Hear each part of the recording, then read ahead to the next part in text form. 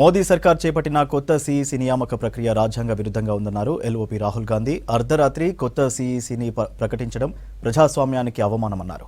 ప్రధాని మోదీ, కేంద్ర హోంమంత్రి అమిత్ షా నియంతృత్వంగా వ్యవహరిస్తున్నారని విమర్శించారు. సీఈసీని ఎన్నుకునే ప్యానెల్ నుంచి భారత ప్రధాన న్యాయమూర్తిని తొలగించడాన్ని తీవ్రంగా తప్పుబట్టారు. ఎన్డీఏ సర్కార్ విధానాలు ఎన్నికల కమిషన్ విశ్వసనీయతను దెబ్బతీసేలా ఉన్నాయన్నారు. ఈ మేరకు ఎక్స్లో పోస్ట్ చేశారు రాహుల్ గాంధీ.